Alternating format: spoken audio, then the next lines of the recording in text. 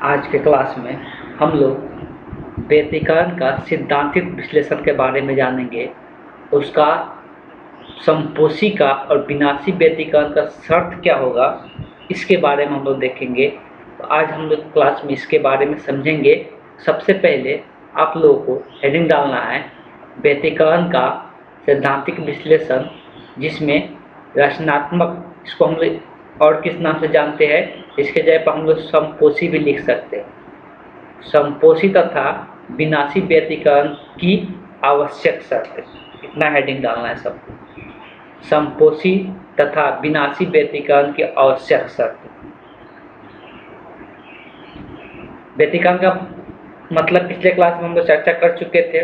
जब दो प्रकाश की किरणें आपस में, दो या दो से अधिक प्रकाश की किरणें आपस में आकर कहीं पर मीट करता है, मिलता है, तो उसी घटना को हम लोग क्या कहते हैं, व्यतिकरण कहते हैं। व्यतिकरण में दो घटना देखने को मिलते हैं, समपोषी घटना देखने को मिलेगा या विनाशी का। समपोषी का मतलब समझा चुके थे कि वहाँ पे जो प्रकाश होगा ज़्यादा मात्रा में दीप्त हो जाएगा। ठीक, वहाँ पे जो प्रकाश का घनत्व होगा वो ज़्यादा मात्रा में दीप्त हो जाएगा, तो उसको हम लोग समपोषी कहते हैं। और जहाँ पे कम मात्रा में होगा, जहाँ पे सबसे कम होगा, उसको हम लोग विनाशी व्यतिकरण के नाम से जान रहे हैं। तो अगर हम लोग प्रकाश के लाइट का, प्रकाश की किरण का अगर हम लोग समीकरण, वेव समीकरण मानेंगे, तो तरंग समीकरण हम लोग देख चुके हैं। प्रकाश की किरण का हो तो किस प्रकार से हम लोग तरंग समीकरण को दर्शाते हैं। सबसे पहले इसमें मानना है कि माना कि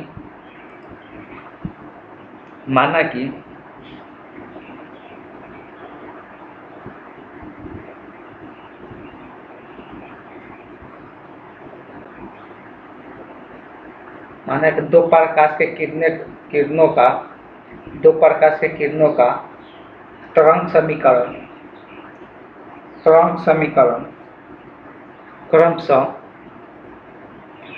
समीकरण क्रमशः y1 बराबर a1 साइन ओमेगा टी तथा y2 बराबर a2 साइन ओमेगा टी,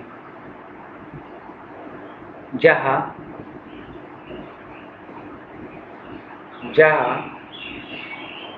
और इंफॉर्मेशन लिख लेना है। उसके बाद नीचे a1 बराबर करके लिखना है।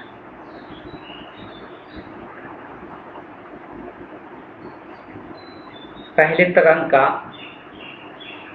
आयाम है, फिर a2 बराबर लिख लेना है, दूसरे तरंग का आयाम है।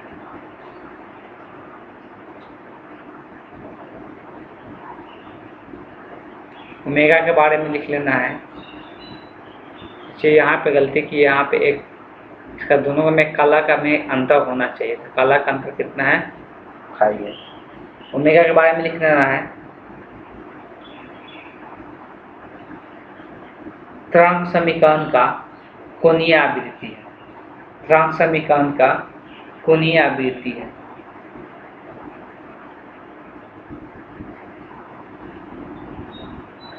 फाई क्या है, फाई को लिख लेना है, दोनों तरंगों का कलांतर है या काला में अंतर हम लोग बोलते हैं। कलांतर या काला में अंतर, दोनों नाम लिख लेना है। कलांतर कहते हैं या काला में अंतर।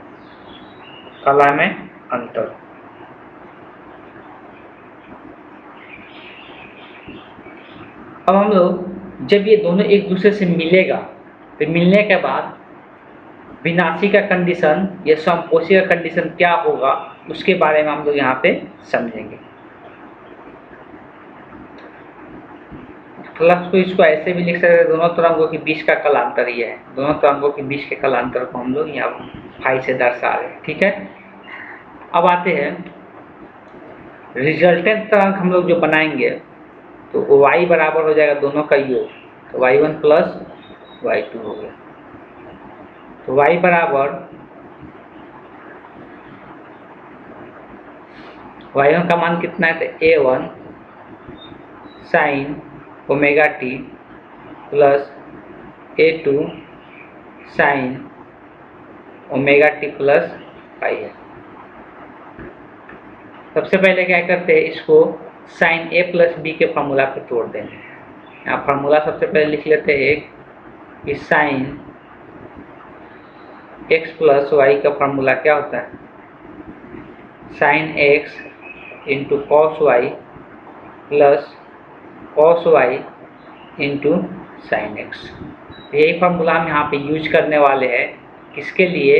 ये जो सेकेंड वाला पद है ये है साइन के लिए। ठीक, अगर ये फॉर्मूला यूज करेंगे y बराबर a1 साइन ओमेगा टी, तो इसको ब्रेक डाउन करेंगे तो ये a2 साइन, ब्रैकेट में कर देते इसके बाद पहला एंगल क्या है, x के जगह ओमेगा टी है तो sine omega t into cos phi plus cos omega t into sine phi. अब ब्रैकेट को तोड़ेंगे तो a में दोनों पदों के साथ गुना होगा तो y बराबर क्या आ जाएगा, a1 sine omega t plus a2 cos phi को इसमें पहले लिख लेते हैं तो cos phi sine omega t plus इसमें से a2 से गुना होगा तो a2, यहाँ पर भी साइन फाई को पहले लिख लेते हैं sine phi cos omega t. अब यहाँ पे देखिए इसमें भी साइन ओमेगा टी है, इसमें भी साइन ओमेगा टी है, तो इसमें साइन ओमेगा कॉमन कर लेते हैं तो y बराबर जब साइन ओमेगा कॉमन करेंगे तो यहाँ पर बचेगा a1 और यहाँ पर बचेगा a2 कॉस फाई और यहाँ हो जाएगा साइन ओमेगा प्लस a2 यहाँ पे साइन फाई कॉस ओमेगा। हमको फिर से इस फार्मूला में हमको चेंज करना है, इस फार्मूला में इसको हमको चेंज करना है। तो यहाँ पर देखो साइन ओमेगा टी है, किसका कमी है, कॉस का कमी है, और यहाँ पे कॉस ओमेगा टी है, यहाँ पर किसका कमी है, तो साइन का कमी। इसलिए यहाँ पर हम एक चीज़ मानते हैं, इसको बाद में हम समझाएंगे कैसे ये हुआ। यहाँ पर एक चीज़ मानेंगे, माना कि इसको मान लेते हैं a1 plus a2 cos phi को, इसको हमको पूरा कॉस बनाना है तो यहाँ पर इसको मान लेते हैं a कॉस थीटा, तथा इसको मान लेते हैं a2 साइन फाई को a साइन थीटा। जो यहाँ पर a होने वाला है ना, a क्या होने वाला है, तो a इसका आयाम होने वाला है, जो रिजल्टेंट आएगा दोनों तरंग का योगफल का जो आयाम आएगा वो कैपिटल A से दर्शाने वाले हैं। ठीक है, तो अगर यहाँ से हम इसको चेंज करते हैं, y इसको लिख लेते हैं a cos theta into sine omega t plus ये पूरा को लिख लेते हैं a sine theta cos omega t. अब इसमें से एक का होगा कॉमन हो जाएगा तो a को पहले कैपिटल A को कॉमन कर लेते हैं, कैपिटल A को कॉमन कर लेंगे, इसको पहले लिख लेते हैं sign omega T cos theta plus cos वाला के यहाँ पर पहले cos omega t into sine theta. अब ये फिर से वही फार्मूला पर चेंज हो जाएगा कि ये किसका फार्मूला होता है, ये x के जगह हो गया, ये y के जगह हो गया, ये x के जगह ये y के जगह। अभी ऊपर में ही फार्मूला लिखे थे, ये किसका फार्मूला हो जाता है, तो साइन x प्लस वाई का, तो x के जगह है ओमेगा टी, y के जगह है थीटा, तो क्या बन जाएगा a साइन ओमेगा टी। अब देखो वेव के ये वेव इक्वेशन के फॉर्म में आ गया था, हमको यही क्या करना था, रिजल्टेंट जो वेव इक्वेशन है उसके फॉर्म में लाना था। अब यहाँ पर ये साइन के आगे ये a है तो ये क्या कहलाएगा, आयाम कहलाएगा, और ये क्या कहलाएगा, इससे इस तरंग का कला कहलाएगा। ये कला में अंतर, ये दो का अंतर नहीं है, ये कला कहलाएगा इस तरंग का, पहले तरंग से जो इसका जो काला का अंतर होगा वो यहाँ पर थीटा से दर्शाया जा रहा है। अब बात रह गया ठीक है कि हम लोग a आ गया और थीटा आ गया, लेकिन ये a और थीटा का मान निकलेगा कैसे, ये तो हम लोग क्वेश्चन में दिया नहीं था, इसलिए कि हमको एक जो रिजल्टेंट आयाम आया उसका तो मान निकालना पड़ेगा ना। अब देखो रिजल्टेंट आयाम निकालने का तरीका क्या है। सबसे पहले यहाँ पे जो चीज़ माने हैं इसको क्या करते हैं, इसको समीकरण 1 करते हैं और इसको समीकरण 2 करते हैं, दोनों को स्क्वायर करके जोड़ देते हैं, दोनों को क्या करते हैं, स्क्वायर करके जोड़ते हैं। तो दोनों को अगर स्क्वायर करके जोड़ेंगे तो लिख देते हैं पहले, अगर a का मान निकालना है तो उसके लिए समीकरण 1 का स्क्वायर, समीकरण 1 का स्क्वायर प्लस समीकरण 2 का स्क्वायर, प्लस समीकरण 2 का स्क्वायर। तो दोनों का स्क्वायर करके जोड़ना है। जब दोनों का स्क्वायर तो पहले लेफ्ट हैंड साइड वाला का स्क्वायर करके करेंगे तो a1 a2 cos फाई इसका स्क्वायर प्लस में इधर में लेफ्ट हैंड साइड में क्या है a2 sin फाई इसका स्क्वायर a2 sin फाई इसका स्क्वायर। अब इधर राइट हैंड साइड में क्या है a cos थीटा, यहाँ पर a cos थीटा का द होल स्क्वायर हो जाएगा बराबर यहाँ पर क्या है a sin थीटा तो a sin थीटा का द होल स्क्वायर हो जाएगा। सही से कंसंट्रेशन इधर होना चाहिए, नहीं तो समझ में नहीं आएगा। ठीक, अब यहाँ पर ये दो पद है a1 और a2 cos फाई, तो a प्लस बी के द होल स्क्वायर फॉर्मूला पे तोड़ेंगे तो a का स्क्वायर तो a की जगह है a1 तो a1 के स्क्वायर प्लस b का स्क्वायर यहाँ पर है b का स्क्वायर तो यहाँ पर पूरा है a2 cos फाई, तो ये दोनों का स्क्वायर होगा a2 के स्क्वायर cos फाई के स्क्वायर प्लस में 2a भी होता है 2a1 a2 क्या हो जाएगा cos फाई हो जाएगा। ये तो इसमें दो पद है नहीं, दोनों गुना में तो अलग अलग स्क्वायर लिख सकते थे a2 के स्क्वायर साइन स्क्वायर फाई बराबर यहाँ पर भी अलग अलग स्क्वायर लिख सकते हैं a का स्क्वायर cos थीटा का स्क्वायर a का स्क्वायर साइन थीटा का स्क्वायर। अब इसमें यहाँ पे ध्यान देना है कि ये दोनों को एक साथ पहले लिख लेते हैं। तो एक साथ अगर लिखेंगे a1 का स्क्वायर एक साथ में या a2 के स्क्वायर कॉमन हो जाएगा तो यहाँ पर बचेगा cos स्क्वायर फाई और यहाँ पर बचेगा साइन स्क्वायर फाई। उसके बाद इस पद को यहाँ पर लिख लेते हैं 2a1 a2 cos फाई बराबर इसमें से a स्क्वायर कॉमन कर लेते हैं तो यहाँ पर भी बचेगा cos square theta plus sine square theta. हम लोग को एक चीज़ पहले से पता है, क्या पता है, तो cos square theta plus sine square theta का मान कितना होता है 1 होता है, तो ये भी 1 हो जाएगा और ये भी क्या हो जाएगा 1 हो जाएगा। इस तरह से यहाँ पर कितना बच जाएगा a1 के स्क्वायर प्लस a2 के square plus 2a1 a2 cos phi बराबर a स्क्वायर। हमको a का मान निकालना है तो a स्क्वायर है तो इधर आएगा तो रूट हो जाएगा, तो रूट में क्या आ जाएगा रूट a1 के स्क्वायर प्लस a2 के square plus 2a1 a2 cos phi. इस तरह से हम लोग चेंज कर सकते हैं। अब यहाँ पे कंडीशन कुछ आएगा और कंडीशन क्या होगा उसके बारे में हम लोग यहाँ पे चर्चा करेंगे। एक तो जब भी किसी का दो आयाम दिया रहेगा उसका रिजल्टेंट आयाम निकालना रहेगा तो ये फार्मूला हो गया।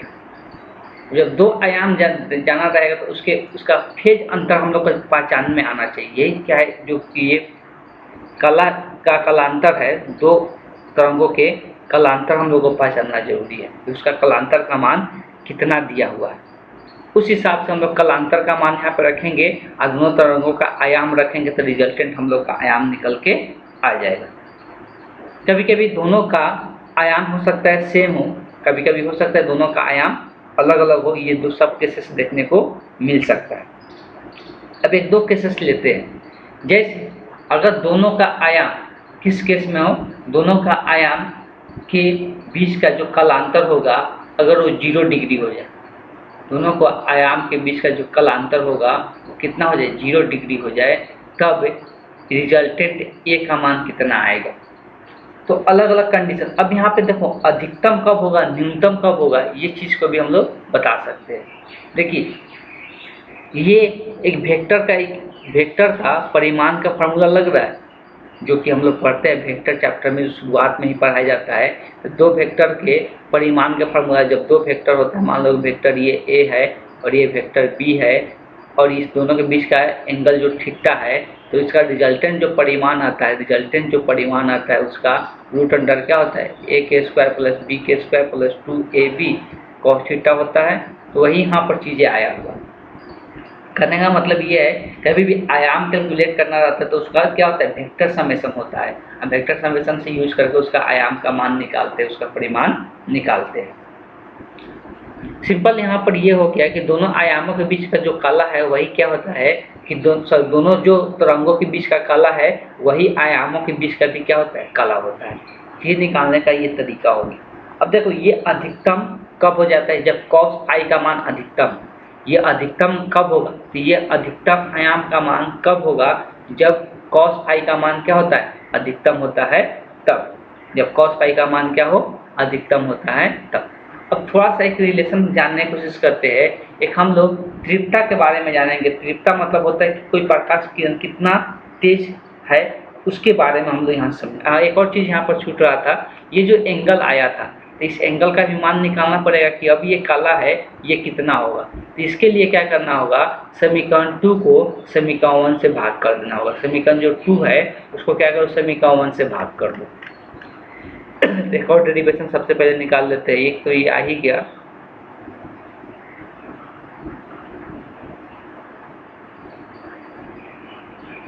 समीकरण 2 डिवाइडेड बाई समीकरण। आप लोग देख सकते हैं समीकरण 2 क्या है। समीकरण 2 में राइट हैंड साइड में क्या है, राइट हैंड साइड वाला को ही पहले लिखते हैं। चलो पहले लेफ्ट हैंड साइड को ही लिखते हैं।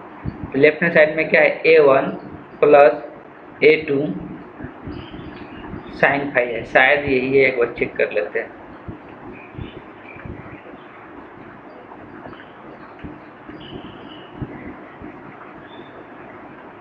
ये है और a2 साइन फाई है, क्या है, a2 sine phi, a2 sine phi.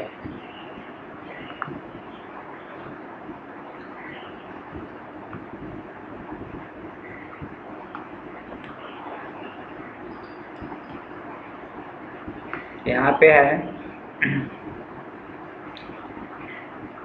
a2 sine phi और नीचे में है a1 plus a2 cos phi. इधर था तो इधर ऊपर में समीकरण 2 में क्या था, a साइन थीटा, नीचे में था समीकरण 1 में a कॉस थीटा। यहाँ से a से a कट गया तो साइन कॉस बट्टे में क्या बन जाती है, tan का फॉर्मूला होता है। तो tan थीटा बराबर क्या निकल के आया, a2 साइन फाई बटे a1 plus a2 cos phi. यही इसका फॉर्मूला आ गया। यही इसका, यहाँ से हम लोग tan का मान, थीटा का मान निकाल सकते हैं, थीटा का मान निकाल कर दर्शा सकते हैं। अब हम लोग बात करेंगे कि जब तीव्रता का बात करते हैं तो तीव्रता जो होता है आयाम के स्क्वायर के क्या होते हैं, बराबर होते हैं। परिणामित तीव्रता निकालेंगे, परिणामित तीव्रता कितना होगा, तीव्रता को हम लोग I से दर्शाते हैं। तो आगे हम लोग लिख रहे हैं परिणामी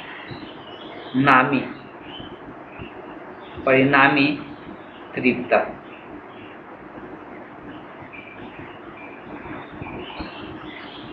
परिणामी तीव्रता के बारे में देखेंगे। परिणामी तो तीव्रता तो I से दर्शाते हैं। जो I होता है हमेशा आयाम के क्या होता है, स्क्वायर के बराबर होता है। जो आयाम तीव्रता होता है हमेशा आयाम के स्क्वायर के बराबर होता है, इस बात को ध्यान में रखना है।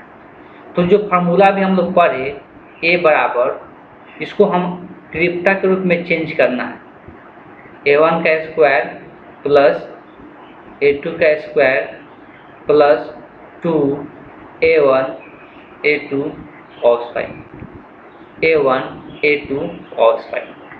अब इसको हम देखो, यहाँ पर a1 है तो इसके जगह पर I1 लिख सकते हैं, तीव्रता पहला तरंग का। दूसरे तरंग का तीव्रता यहाँ पर I2 लिख सकते हैं। इसको तो चेंज कर सकते हैं, लेकिन यहाँ पर स्क्वायर नहीं है। इसको हम ऐसे लिख सकते हैं।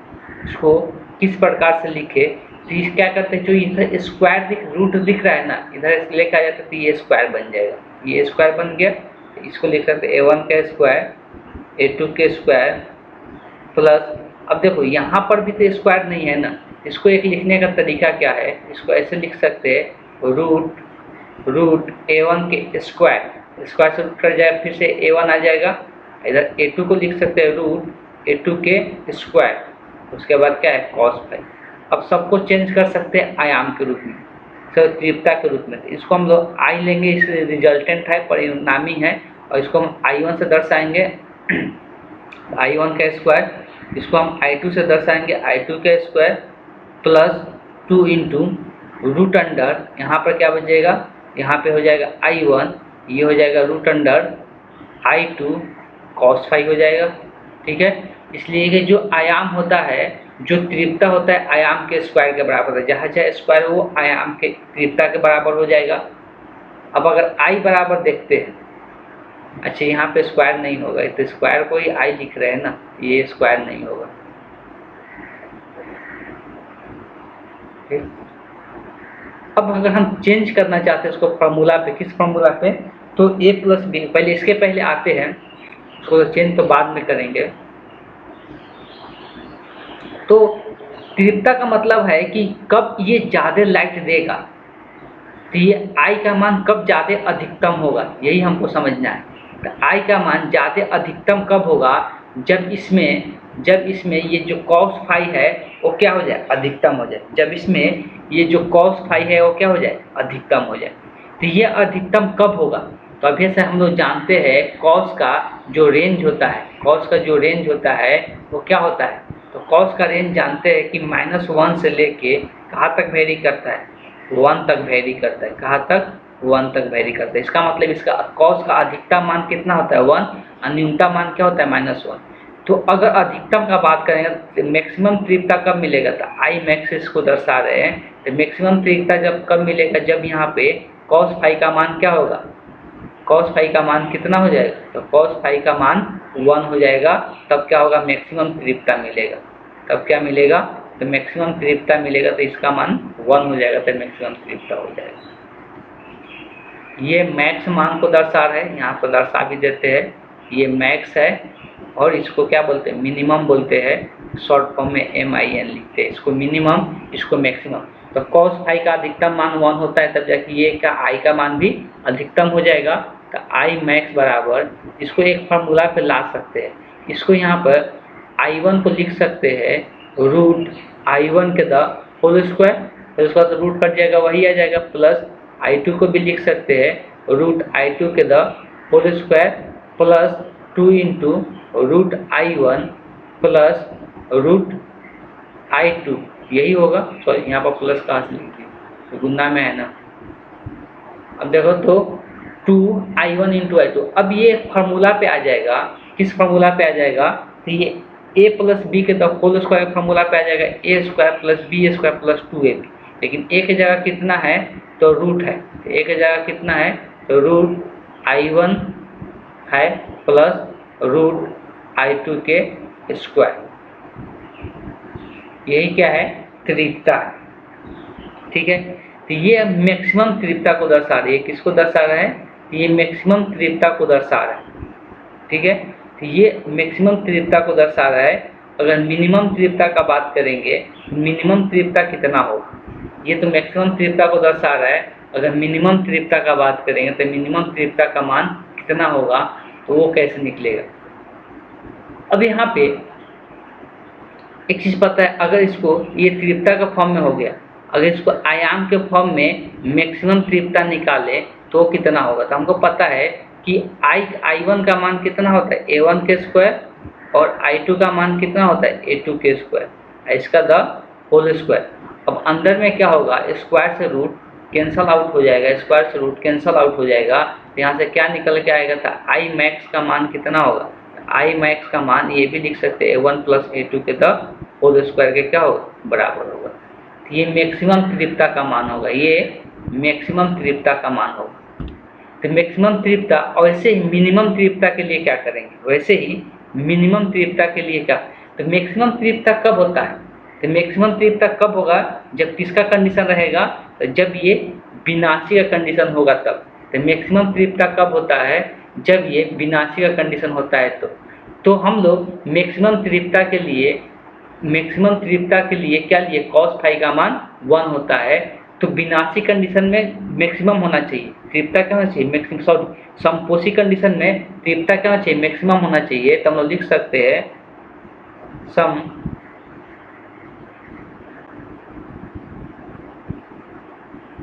हम लोग बात करेंगे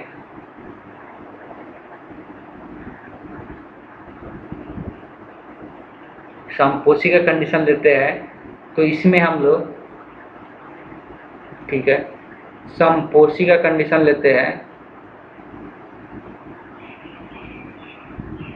समपोषी व्यतिकरण, समपोषी व्यतिकरण के लिए ही cos फाई का जो मान हो रहा है वो कितना ले रहे हैं, 1 ले रहे हैं। वही चीज़ यहाँ पे रखें। इसका मतलब ये हो गया कि अगर समपोषी का बात करते हैं तो cos फाई का मान कितना हो रहा है, 1 हो रहा है। इसका मतलब ये है कि किस किस एंगल पे ये 1 आएगा, जनरल फार्मूला लिखना है। जनरल फार्मूला हम लोग जानते हैं, ये चीज़ 11वीं क्लास में मैथ में बताया जाता है। cos फाई अगर 1 होता है तो ये किसने के बराबर होता है, 2n पाई के बराबर होता है। n क्या होता है, तो n बिलोंग टू कितना, इंटीजर।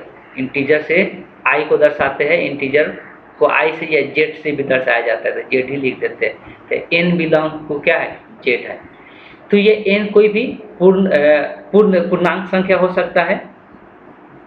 इंटीजर को हिंदी में पूर्णांक बोलते हैं, तो n कोई भी पूर्णांक संख्या हो सकता है, तो माइनस में भी हो सकता है, प्लस में भी हो सकता है। इस पर ये क्या होगा, अधिकतम मान देगा। ठीक है, तो इसमें इसका मतलब ये होगा, काला हम लोग को जो आएगा समपोषी का काला कितना हो जाएगा, 2n पाई के बराबर होगा। समपोषी का काला क्या हो जाएगा, 2n पाई के बराबर हो जाएगा। अब इसका मान प्लस माइनस दोनों में रख सकता है। अभी थोड़ा देर पहले ही बता रहे थे इसका मान क्या क्या हो सकता है।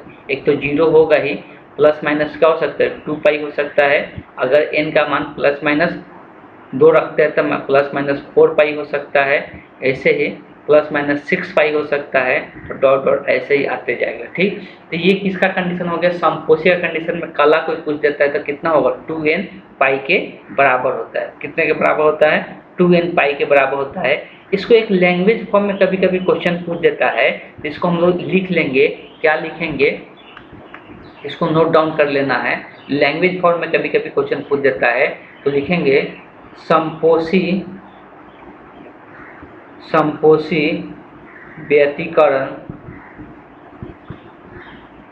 व्यतिकरण के लिए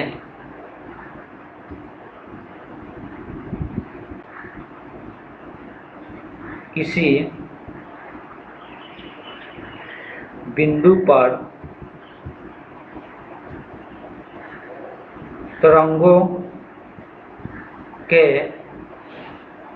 बीच कलांतर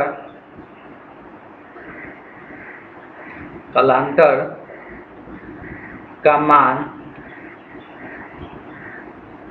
पाई का समगुणज होते हैं। पाई का समगुणज होते हैं। पाई का समगुणज होते हैं।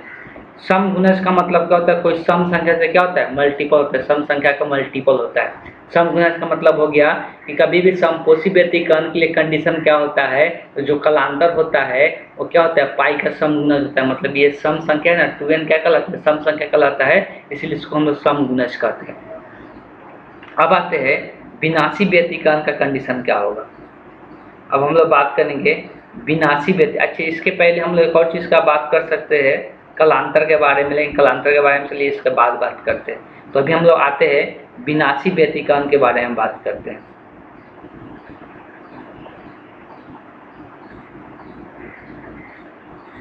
अगर विनाशी व्यतिकरण का बात करेंगे, विनाशी व्यतिकरण में क्या होता है,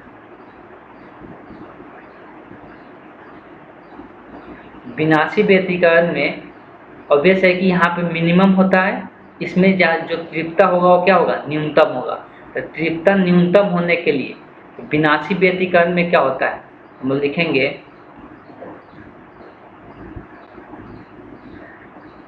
विनाशी व्यतिकरण के लिए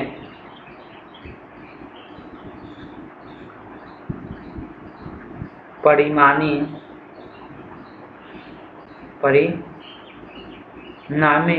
तीव्रता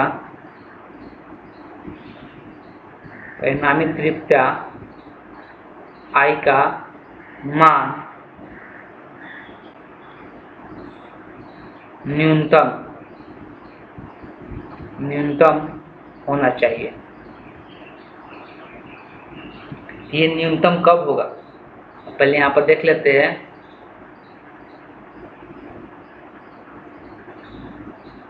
ये कब होगा न्यूनतम, जब cos फाई का मान क्या हो जाए, -1 हो जाए। जब ये -1 होगा, अभी हम लोग i का फार्मूला देखे थे, √i1 प्लस, यही था ना, √,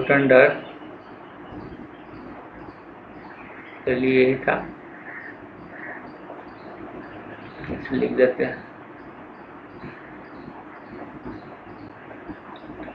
i1 का जो मान था क्या था, i1 plus i2 plus 2 into √i1 into √i2 cos phi था।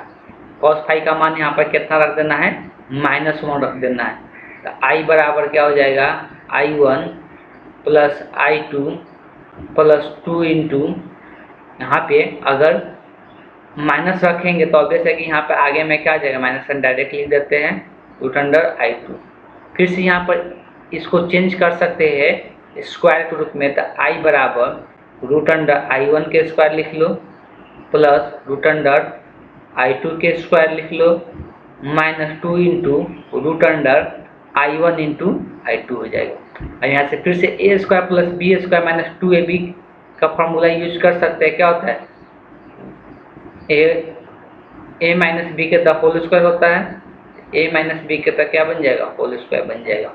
इसको अगर हम किसके बारे में, अगर आयाम के रूप में लिख लेते हैं तो इसको हम लोग a1 के स्क्वायर लिख सकते हैं माइनस i2 की जगह a2 के स्क्वायर लिख सकते हैं। स्क्वायर से रूट क्या हो जाएगा, कट जाएगा।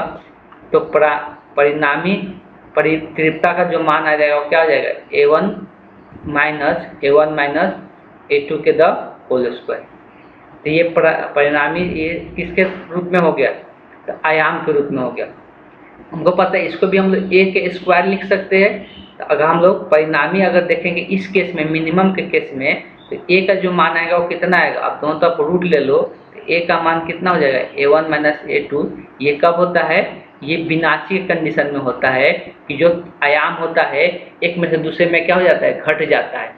अगर हम लोग यहाँ पर एक लाइन और लिख सकते थे, इसको भी हम लोग लिख सकते थे, यहाँ से इसको a के स्क्वायर लिख सकते थे। यहाँ पर a का जो मान आता है वो क्या आता है, a1 प्लस a2 के बराबर आता है, a1 प्लस a2 के बराबर आता। अगर इसको a के स्क्वायर लिख लेते आप फिर दोनों तरफ रूट लेते तो यही आ जाता। तो ये समपोषी कंडीशन में एक आयाम क्या होता है, जुड़ जाता है, और विनाशी कंडीशन में आयाम क्या हो जाता है, एक में से दूसरा घट जाता है। और यहाँ पर लिखना भूल गए कि ये जो केस है किसका केस है, मिनिमम का केस है। यहाँ पे आई मिनिमम लिख सकते हैं, आई मिनिमम, MIN, ये आई मिनिमम का कंडीशन हो गया। इस बात को ध्यान में रखना है। अब इसके लिए हम क्या कर रहे हैं, विनाशी के लिए हम कर क्या रहे थे, विनाशी के लिए बेसिकली जो कर रहे हैं वो cos फाई का मान क्या ले रहे हैं, तो cos फाई का मान -1 ले रहे हैं। तो ये -1 आता कब है, cos फाई इसका जनरल फार्मूला क्या होता है, तो cos फाई -1 कब आता है, जब फाई बराबर क्या होता है, 2n प्लस 1, क्या होता है 2n प्लस 1 इंटू पाई के मान। मतलब ये क्या है, ये एक विषम संख्या है, जब भी विषम संख्या पाई से गुना होता है तो उस पर एंगल का मान, cos का मान कितना देता है, -1 देता है। यहाँ पर भी लिख सकते हैं n बिलोंग टू क्या होगा, z होगा, मतलब z मतलब पूर्णांक होगा, कोई भी पूर्णांक संख्या।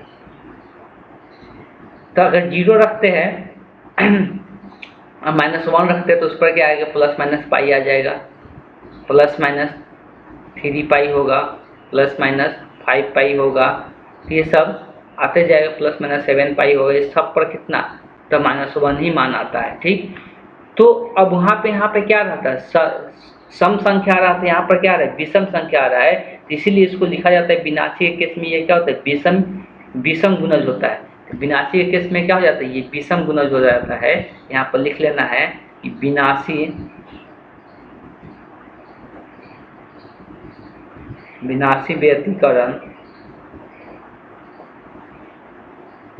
व्यतिकरण के लिए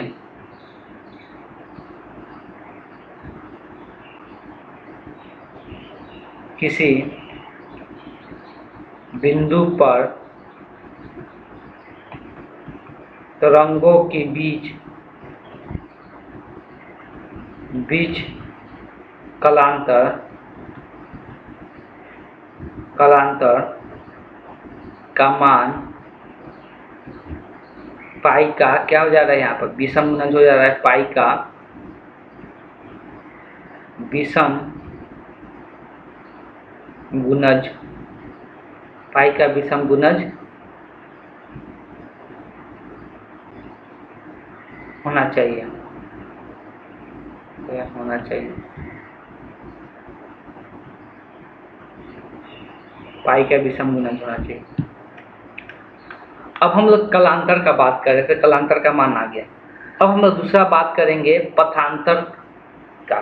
दूसरा किसका बात करेंगे?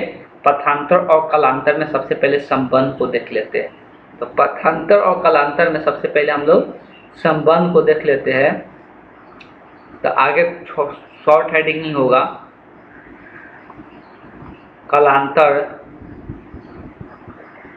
तथा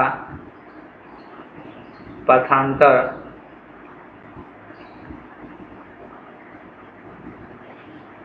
तो इसको इंग्लिश में बात करते थे। इंग्लिश में क्या बोलते हैं? कलांतर को बोलते हैं phase difference, phase difference, phase difference and path difference. पथांतर को बोलते हैं पाथ डिफरेंस।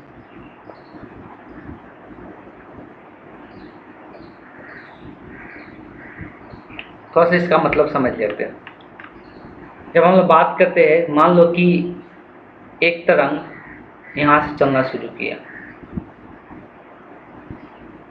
और इस बिंदु तक पहुंचा, जिसका अगर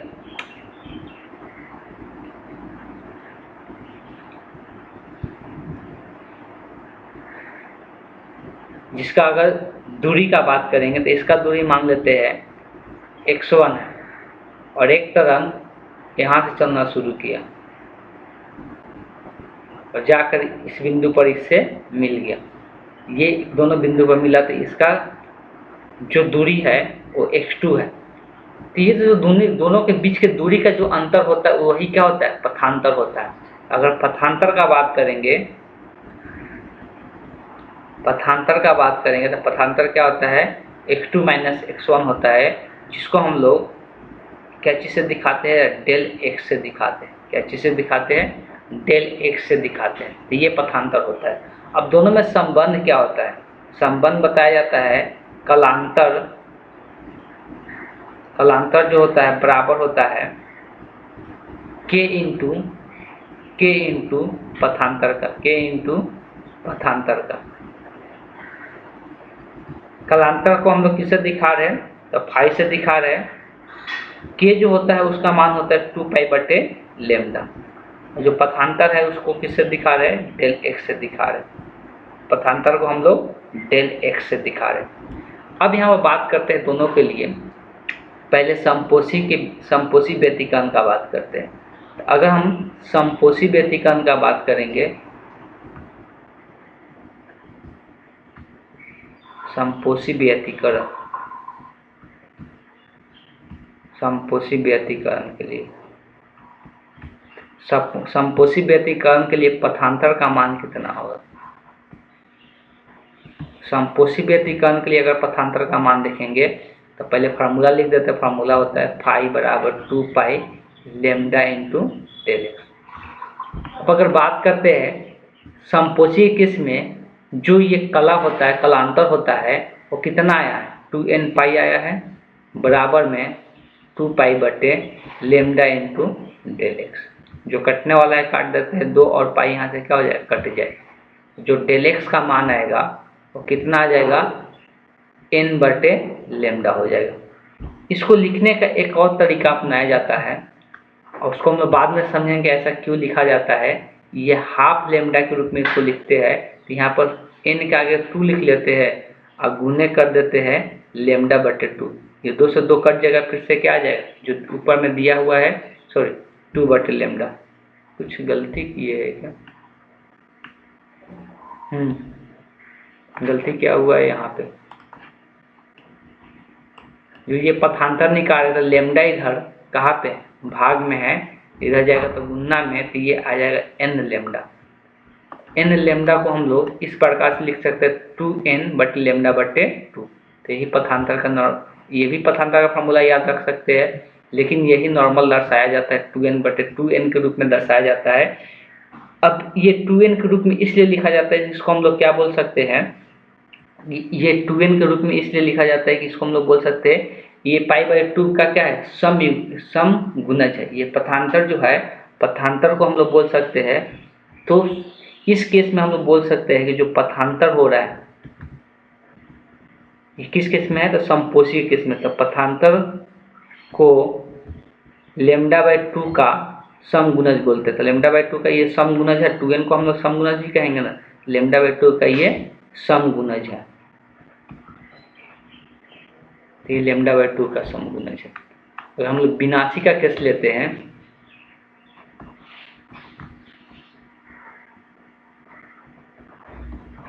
विनाशी व्यतिकरण, विनाशी व्यतिकरण के लिए पथांतर,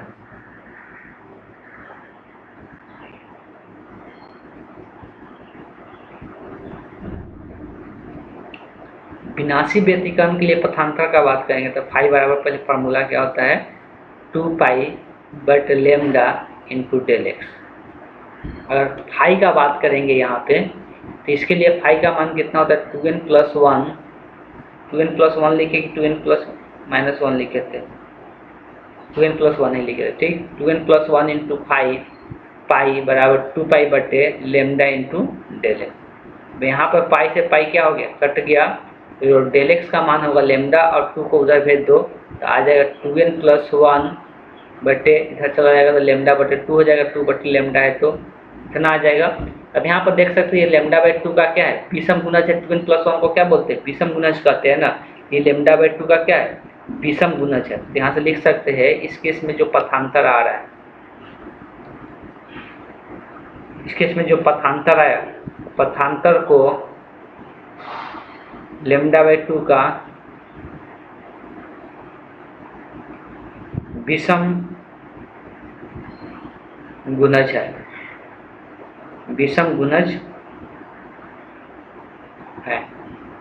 यहाँ पर लेमडा बाई 2 का विषम गुणज है। तो देखो पथांतर लेमडा बाई 2 का विषम गुणज हो रहा था, वहाँ पे क्या हो रहा था, पाई का, जिसमें हम लोग फेज का बात कर रहे थे, कलांतर का बात कर रहे थे, तो पाई का समगुणज और विषम गुणज हो रहा था। यहाँ पर लेमडा बाई 2 का समगुणज और विषम गुणज हो रहा है। ये सब फॉर्मूला ध्यान में होना चाहिए। विनाशी का कंडीशन क्या होता है या समपोषी का कंडीशन क्या होता है, ये सब ध्यान में रखना चाहिए। उसका कालांतर, इसके लिए यहाँ तो लिख ही दिए, उसके साथ साथ ये टेबल भी लिख सकते हो लोग याद रखने के लिए। यहाँ पे ये जो टेबल दिया हुआ है,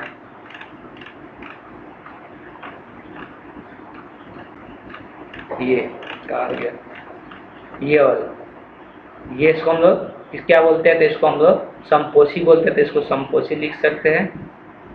समपोषी व्यतिकरण, विनाशी व्यतिकरण के लिए कलांतर का मान इतना होता है, इसमें कलांतर का मान इतना होता है, पथांतर इतना होता है। इसमें पथांतर को डेल पी से दर्शाया, यहाँ पर डेल एक्स लिख सकते हो लोग, यहाँ पर डेल एक्स लिख सकते हैं, ठीक। तो इस तरह से दर्शाया जाता है। तो ये फॉर्मूला लिख लेना है, अलग टेबल नीचे इसके जितना डेरिवेशन बताया उसके बाद इसको लिख लेना है, ठीक है।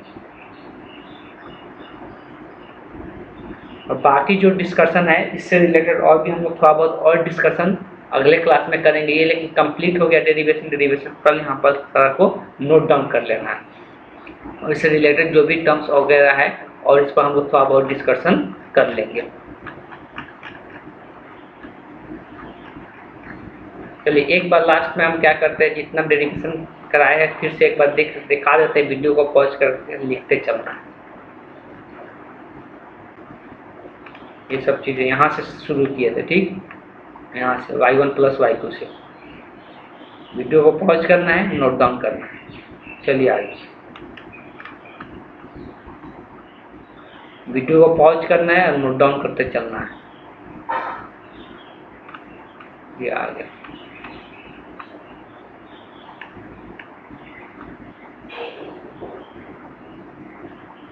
हो गया।